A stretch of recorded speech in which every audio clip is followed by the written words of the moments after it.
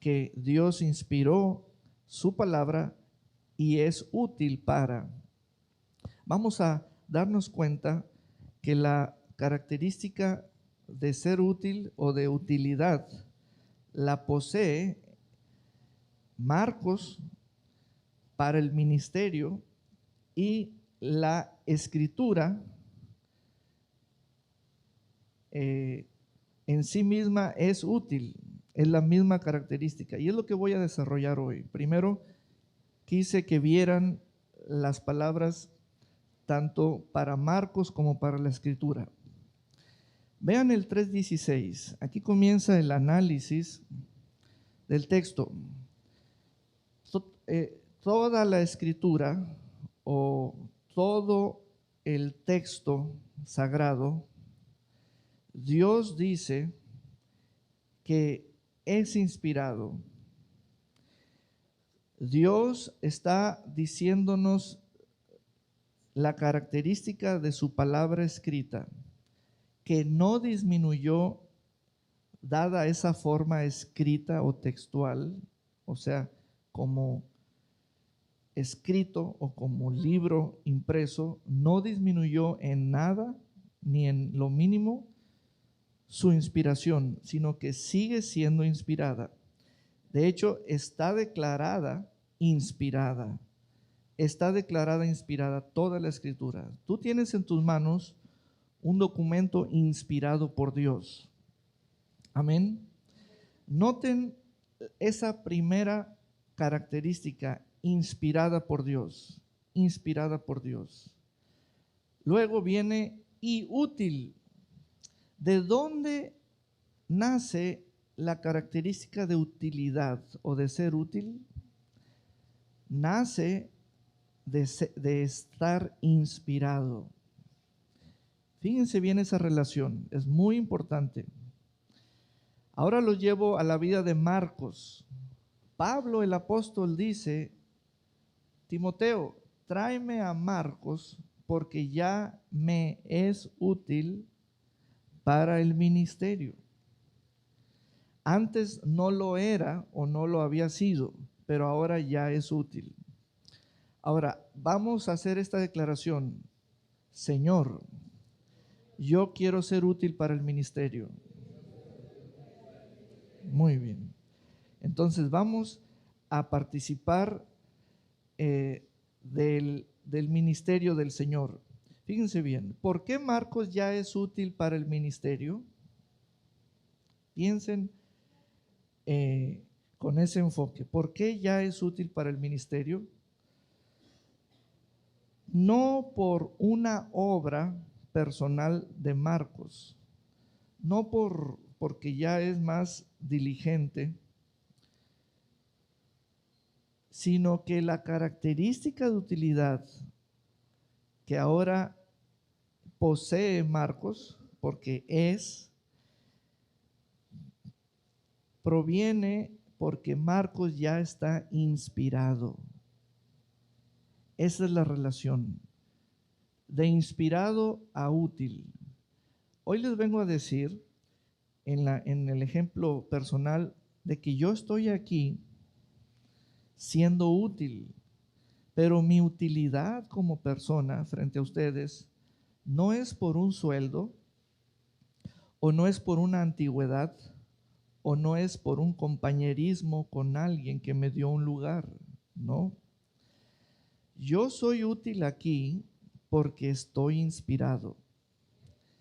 Si descuido mi inspiración, que la tomo de la Sagrada Escritura, estoy descuidando mi característica de ser útil aquí. Y como persona, dejo de ser útil para el ministerio. Entonces, fíjense bien, es una relación muy sencilla. Dios dijo que su palabra es inspirada, por eso es útil. Y cualquiera que desee ser útil debe estar inspirado. Esa es la relación. Por eso se nos presenta primero la Sagrada Escritura y después se nos dice de Marcos. Entonces, Esa palabra útil es muy fuerte, muy fuerte. Yo he estado presente cuando a una persona le gritan, eres un inútil, y suena muy fuerte, pero en realidad lo fue en un momento delante de unas personas. Y era ser útil en un segundo y no lo fue. Entonces, hoy los rostros de las personas están reflejando cómo comen, cuánto ganan, etcétera. Pero esa no es la crisis. La crisis es su relación con la Sagrada Escritura como la fuente de inspiración y utilidad. Si la descuidamos, allí está el problema. En este mes de la Biblia, les vengo a animar a que se apeguen, se aboquen a la Sagrada Escritura. Pablo le dijo a Timoteo que en las Sagradas Escrituras va a encontrar la sabiduría de la salvación. Vean el versículo 15. Dice el versículo 15, tú desde la niñez has conocido las Sagradas Escrituras, las cuales te pueden hacer sabio para la salvación, por la fe que es en Cristo Jesús. Allí está la sabiduría de la salvación. La sabiduría de la salvación. Entonces, yo quiero que mi hermano Rigo sea útil, que su esposa sea útil, que Damaris sea útil. Ahora, decir eso suena como, pastor, usted parece que no me conoce porque yo soy útil o me siento útil. Vean cómo esa palabra es una característica que queremos retener, siempre ser útiles, pero no es que sea producto de un esfuerzo diario personal o personalísimo. No. La característica de utilidad, la verdadera, la genuina, proviene de que la persona está inspirada. Y la inspiración de la cual estamos hablando es la que emana de la palabra de Dios. Y específicamente es del texto de la palabra escrita, específicamente. Por ello, cuando tú tienes una Biblia en tus manos y nomás la usas cuando te reúnes o te congregas, así estás tratando tu inspiración. Así estás siendo llevadero o llevadera en el diario vivir con la fuente de tu inspiración. Ahora, vamos a trabajar con la palabra inspiración. Tú dices, pastor, yo no quiero escribir un libro, yo no quiero hacer una novela, no quiero sentirme inspirado para hacer una obra de arte, por eso no me interesa la palabra inspiración.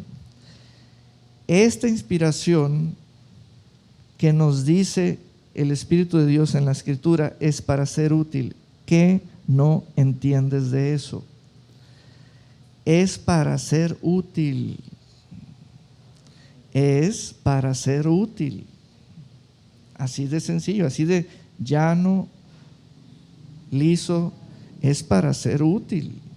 Entonces, ahora Marcos es útil para el ministerio. ¿Por qué? ¿Porque escribió un libro? No. O sea, no queramos alcanzar cierta obra personal para que valgamos algo socialmente. Ese no es el sentido. El sentido es que ahora Marcos está inspirado. Ahora Marcos está inspirado como anteriormente no lo estaba. Una persona inspirada inmediatamente es útil. Y Dios dijo, les daré la inspiración en las Escrituras, porque están inspiradas, para que tomen la inspiración. Ahora, vean el trabajo de la palabra, el trabajo de la palabra viviente, de la palabra eterna. Versículo 16 del capítulo 3. ¿Es útil para qué? Vienen los propósitos: para enseñar, para redarguir, para corregir, para instruir en justicia. Allí tenemos 4 acciones de la palabra. 4 verbos están en el orden en que deben estar. No se debe alterar los factores, o las palabras están en el orden correcto. Fíjense bien. Primero, para enseñar. La palabra como maestro, la palabra como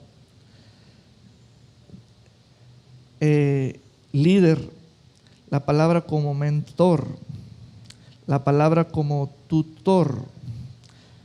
Es la palabra el instrumento usado por el Espíritu de Dios para enseñarnos. La palabra enseña. En sí misma es enseñanza. En sí misma es enseñanza, es doctrina, es palabra, es fundamento. Luego, el contacto continuo con las Escrituras comienza físicamente, de manera tangible. ¿Cómo? Escuchándolas por el oír, o tomándolas, tomando el libro y leyéndolo, y enseguida comienzan otros verbos a aparecer. Por ejemplo, el verbo meditar. Después de leer viene el verbo meditar, el verbo creer. Son verbos que uno ya puede llevar a cabo internamente, después de leer, después de oír la palabra. Entonces, la palabra está autorizada para enseñarnos. También, ¿qué quiere decir que esté inspirada y que sea útil? Esa característica de utilidad es de amplias facultades. Quiere decir que la sola palabra, como dice allí, toda la palabra es la máxima y absoluta autoridad para el creyente. Toda la Escritura es la absoluta y máxima autoridad para el creyente. Lo que diga la Escritura es una enseñanza para el creyente. Establece una enseñanza para el creyente. Pone un fundamento para el creyente. Ahora, primero viene el proceso de que la Escritura está soltando enseñanza. Primero suelta mucha enseñanza. Eso es lo que debe haber siempre, siempre. También nos pide la misma Escritura que seamos discípulos. Nos pide la misma Escritura que seamos discípulos. O sea, enseñables. Y entonces, el siguiente verbo es redarguir. Redarguir quiere decir hacernos ver una situación en donde hay que hacer un cambio, detener algo o permitir algo. Se trata de una maravilla de la palabra de Dios. Nos comienza a convencer desde nuestro interior. En ese momento, la enseñanza ya está actuando útilmente desde nuestro interior. Vas a notar que desde tu interior tú tienes diálogos con la palabra. En tu interior tú tienes meditaciones con la palabra. comenzamos a argumentar. La palabra dice esto, yo digo esto. La palabra dice esto, pero yo siempre lo he hecho así. La palabra me muestra esto, pero yo siempre he creído de esta manera. Comienza un proceso de argumentación internamente. Eso es redarguir. Ahora, el poder de la palabra es que tiene la capacidad de hacerte ver. Ahí está el punto central de redarguir. Redarguir, si le divides en dos, arguir es argumentar. Redarguir es cuando ya una parte hace ver a la otra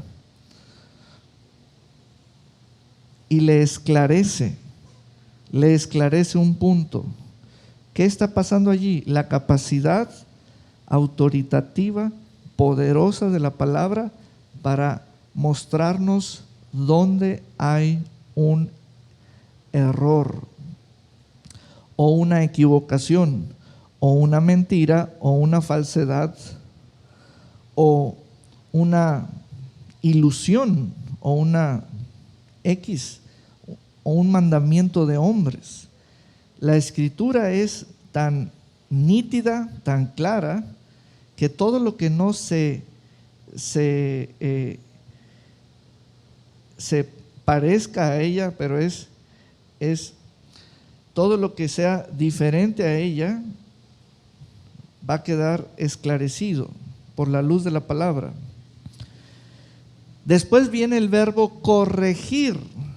¿Por qué? Porque ya la palabra ya me convenció. Ahora, aquí tenemos el meollo, el punto medio o central. Démonos cuenta de lo siguiente: corregir es una palabra muy fuerte. ¿Por qué? Porque quiere decir volver a la rectitud, volver a lo recto o a lo correcto, pero ya implica cierto cambio o cierto movimiento el requerido. Cuando una persona no debe estar en un trabajo, el movimiento es salirse de ese trabajo. Es muy amplio el movimiento.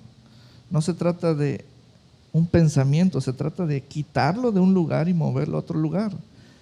Entonces, corregir es conocer la rectitud. Ahora, fíjense bien, aquí viene un punto muy interesante. La palabra de Dios corrige, es decir, elimina el error, elimina lo incorrecto. Démonos cuenta que la palabra de Dios no usa el error, no lo usa para enseñarte algo. Eso es una mentira, es una mentira. La palabra de Dios quita el error en el discípulo o del discípulo, del aprendiz. Precisamente esas son las gravedades de los propios errores, porque es un error creer que Dios usa mis errores para enseñarme algo. Porque entonces, si eso fuera verdadero, este texto está mintiendo. Dios dice que Él, por su palabra como instrumento, me corrige. No más hace eso, me corrige. No está aliada con los errores para enseñarme. La palabra de Dios no necesita los errores para que sea entera para enseñar. Por sí sola la Escritura puede enseñar. Precisamente quienes calificamos para ser enseñados somos nosotros los que tenemos errores. No más que aquí el punto que les hago es: creemos que al estar en una situación crítica, al sentir que nos estamos equivocando o sentir que vamos mal, que Dios está usando eso para enseñarnos algo. Eso es una mentira y mentira otra vez. La Escritura es el instrumento útil. Al error no se le llama útil, nomás a la Escritura es el instrumento útil. Y este es un proceso continuo. La misma palabra me conduce y me supervisa que yo no me desvíe a izquierda o a derecha, y me dice los errores posibles. Luego dice para instruir. Para instruir, esta es la parte que concluye con el proceso. Una instrucción es formativa, le da a uno autoridad, le da a uno entendimiento. Cuando uno ya está instruido, es porque uno ya fue corregido, redarguido y enseñado, y eso es un ciclo continuo. Fíjense bien, después de los 4 verbos viene la palabra justicia. De esa manera es como se conoce la justicia. ¿Vieron eso? De esa manera. De esa forma es como se conoce la justicia. Entonces, tener un concepto de justicia es haber conocido la palabra de Dios, el texto, textualmente, porque me hablan de la forma escrita. Toda la escritura, me están diciendo esa forma de la palabra, la escritural o la textual. Por otro lado, te voy a mostrar este mismo mensaje que Pablo le da a Timoteo desde un punto más alzado o más arriba. Cuando tú tienes la Biblia en tus manos,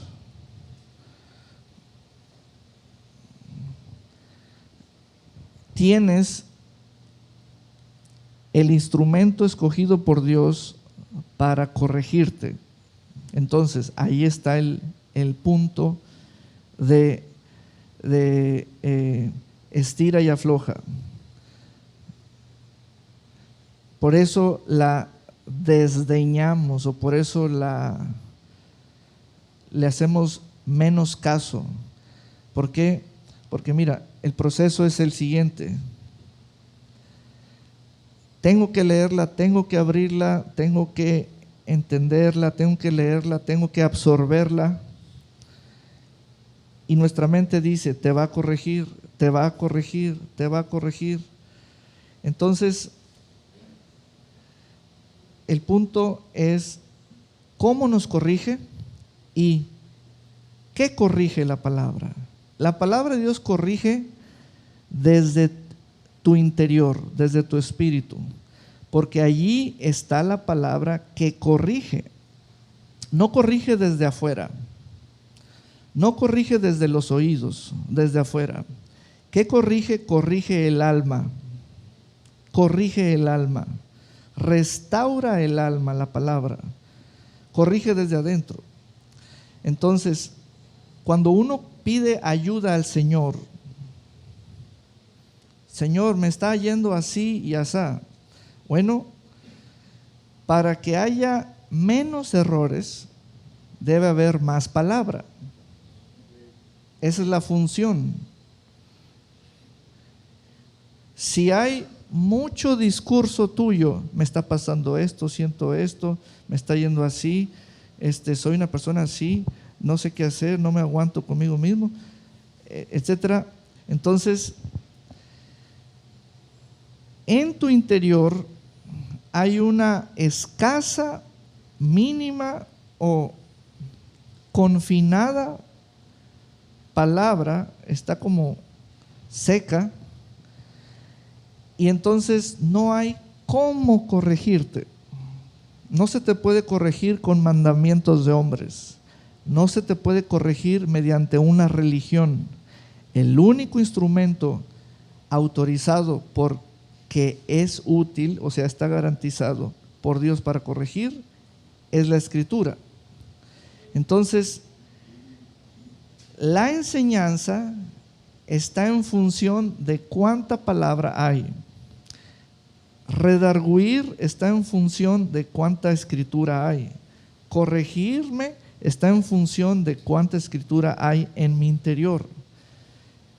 Instruirme está en función de cuánta escritura hay en mi interior. Y entonces dice Pablo a Timoteo, esto es justicia. Esta palabra justicia se agrega después de los 4 verbos: enseñar, redarguir, corregir, instruir. Se agrega a las 2 primeras palabras. Fíjense bien. La primera es inspirada, la segunda es útil, luego entran 4 verbos y luego entra la palabra justicia. Entonces, se los voy a platicar de esta manera. Toda la escritura es inspirada por Dios y útil. Y luego nos brincamos los 4 verbos donde ahí entramos nosotros. Y luego entra la palabra justicia. Es decir, la palabra de Dios es la justicia, la inspiración, la utilidad. Y todo ello, la inspiración, la utilidad y la justicia, se me quiere dar. Se me quiere dar a mí. Cuando Dios dice que su palabra es inspirada, útil y justa, no se queda allí la idea de Dios. Es para que ella sea el instrumento para que trabaje contigo. Entonces, te va a transmitir ella la palabra, la inspiración, la utilidad y la justicia. A ti. Te va a transmitir. Por ello, les animo a que reverdezca ese amor por las Escrituras. Por las Escrituras. En el 4:3 viene un ejemplo de una sociedad o de X número de personas que son todo lo opuesto a lo que está explicando Pablo a Timoteo, de que Timoteo sea. Y fíjense las diferencias de esta sociedad. Versículo 3: porque vendrá un tiempo en que no soportarán la sana doctrina. Sana doctrina son las Sagradas Escrituras. ¿Quiénes no soportarán? ¿Quiénes no tolerarán las Sagradas Escrituras? ¿Quién se atreve? Ya estamos en dicho tiempo. Fíjense bien, les voy a mencionar la palabra sana doctrina de esta manera. Porque vendrá un tiempo en que no soportarán la sana inspiración de las Escrituras o la sana utilidad de las Escrituras o la sana justicia que es por las Escrituras. Eso no lo soportarán. Se volverá algo insoportable. Como cuando te vas a la playa, te llenas de arena, está el sol fuerte y no hay agua potable para darte un baño y te sientes insoportable. Te sientes pegajoso, incómodo, etc. Entonces, no soportarán todo lo que la palabra de Dios hace, que le dijo Pablo a Timoteo: no soportarán que la palabra de Dios me corrija. No soportarán que la palabra de Dios me enseñe. No soportarán que la palabra de Dios me redarguya. Y no soportarán que la palabra de Dios me instruya. Pues entonces, ¿qué estoy pensando? Mire, lo que estoy pensando es lo que dice el versículo 3. Sino que aún teniendo comezón de oír, quiere decir que ya es aparte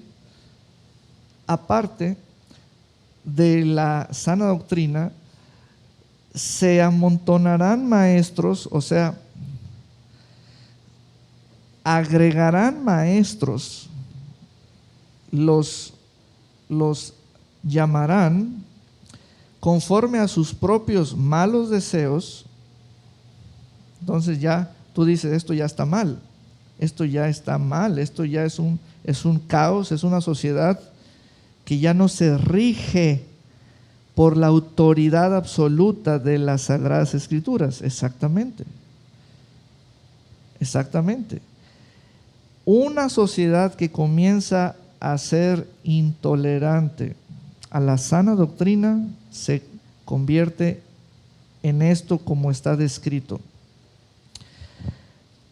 Conforme a sus malos deseos, y apartarán de la verdad sus oídos y se volverán a las fábulas. Entonces, de la verdad a las fábulas. Pero tenemos un linaje, una simiente que es la generación Timoteo. Esa generación es la que posee la sabiduría de la salvación.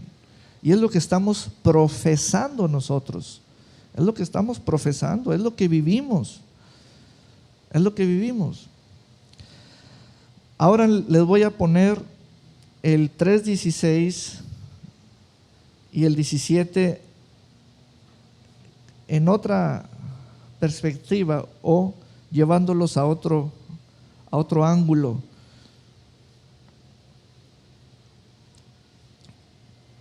Vamos a suponer que, pues, el Señor te abre los ojos, que es cosa cierta, y tú dices, ya estoy entendiendo algo que no había entendido acerca de mi persona y mis relaciones personales con los demás. Inclusive, tener mucho cuidado, tener mucha cautela en un mundo donde todo mundo profesa un credo o una religión y tienen una Biblia. ¿Cuál es la cautela? ¿Cuál es el punto donde sientes una advertencia? Fíjense bien. Tú andas entre personas, como aquí estás entre personas. Y la Escritura dice, hijo, hija, yo soy el instrumento que te corrige. Observa si alrededor de ti, con las demás personas con quienes tú convives íntimamente, pregúntales, ¿quién te corrige? Y si responden que es la palabra de Dios, tenles confianza. Conoce a las personas desde ese ángulo, desde ese punto de vista. Tenle confianza a una persona siempre y cuando la palabra de Dios es la autoridad en sus vidas. ¿Por qué? Porque estás haciendo relaciones con una persona que tiene la misma autoridad que tú tienes. Y la misma autoridad es la misma corrección para ambas. En eso no nos fijamos. Andamos muy campantes. En cuanto la inspiración que emana de las Escrituras disminuye en una persona, la persona deja de ser útil y deja de estar corregida, redarguida, enseñada e instruida, deja de conocer la justicia. Por ello, entre más estemos inspirados, más genuinos vamos a ser, más reales vamos a ser los unos para con los otros. No somos reales por jerarquías, no. Yo soy pastor, soy más real o más genuino que Manuel Pelayo. Eso es una mentira.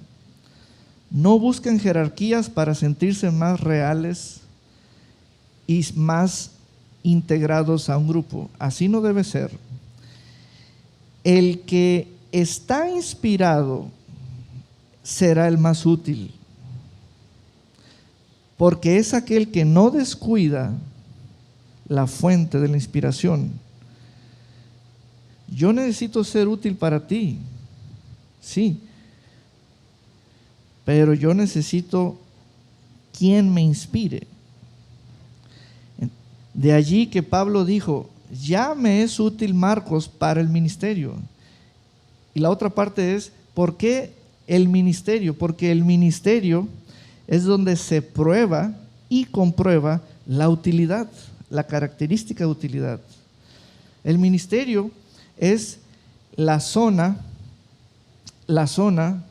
de participación de los miembros del cuerpo de Cristo, pero es absorbente. ¿Qué te absorben?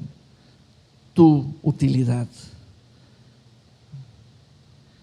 Entonces, no desdeñen el ministerio. Ese es el otro punto. O sea, yo quiero ser útil sin ministerio, no es congruente eso. Marcos llegó a ser útil y le dieron parte en el ministerio. Entonces, el ministerio es un lugar exclusivo para útiles, no inútiles.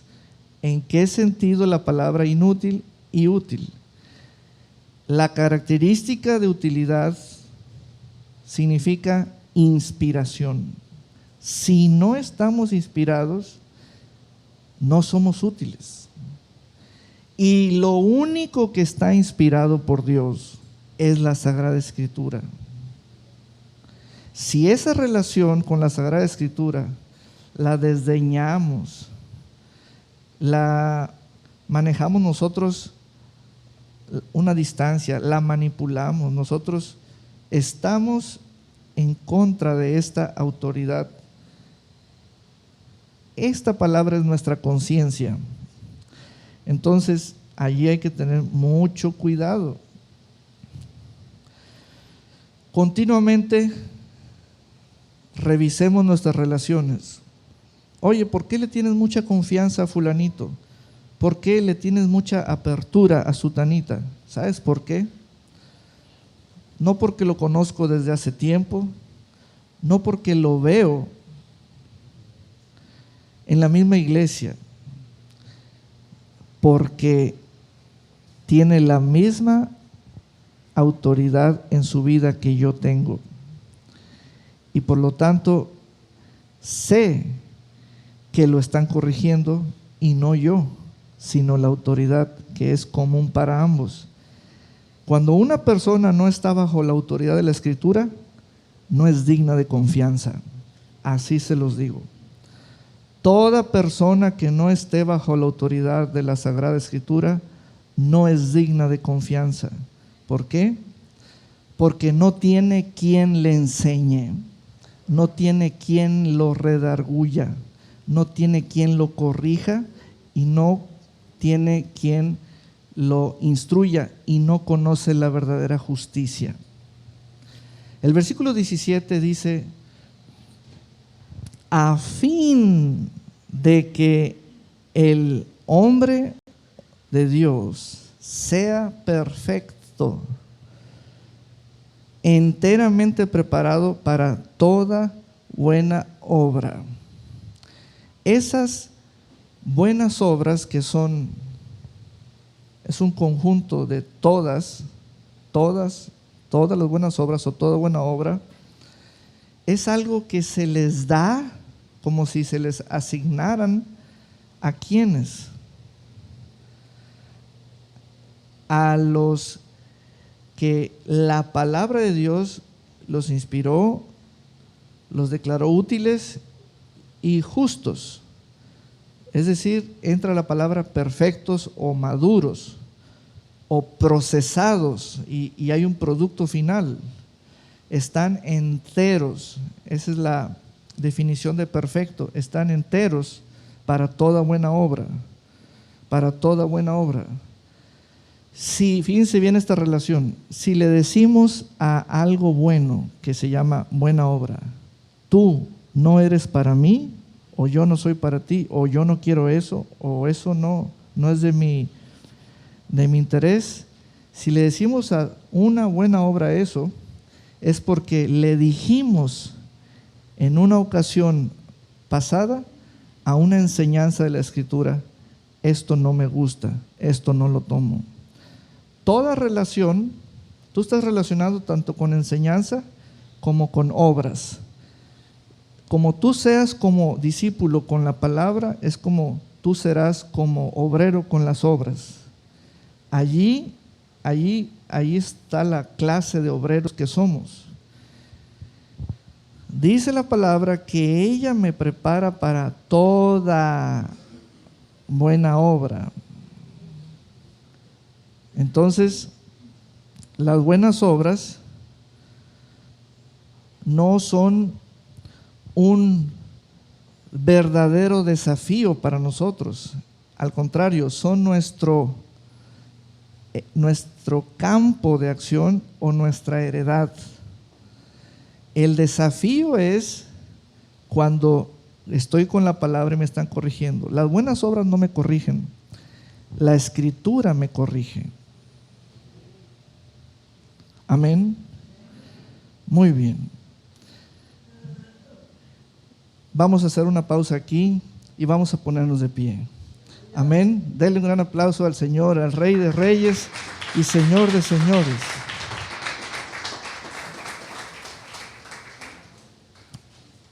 Quiero contagiarlos del gozo y la celebración de agosto, mes de la Biblia.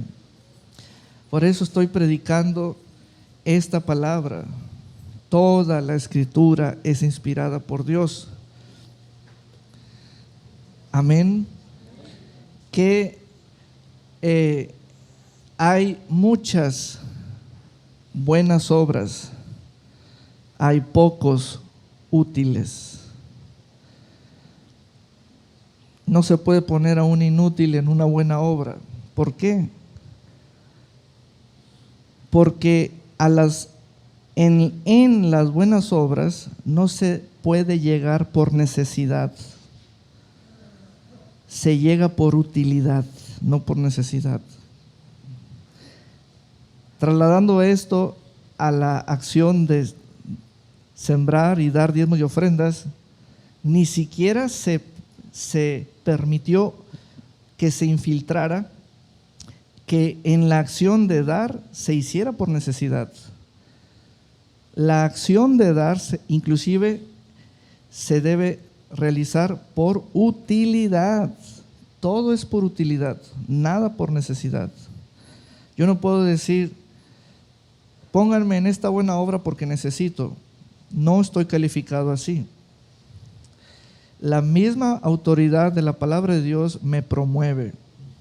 A pónganlo en esta buena obra porque es útil para el ministerio. Amén. Y esta enseñanza se llamó ¿Cómo ser útil para el ministerio? Amén. Aleluya. Diga conmigo, Padre, estoy desafiado, pero hoy quiero declarar que pongo tu palabra, tu Escritura, como la máxima y absoluta autoridad en mi vida. En el nombre de Jesús. Diga el Señor, corrígeme tú enséñame tú, redargúyeme tú, instrúyeme tú, en el nombre de Jesús. Amén. Aleluya. Y vamos ahora a participar con la característica de utilidad. Y cada vez que usted diga, estoy siendo útil para el ministerio. Amén.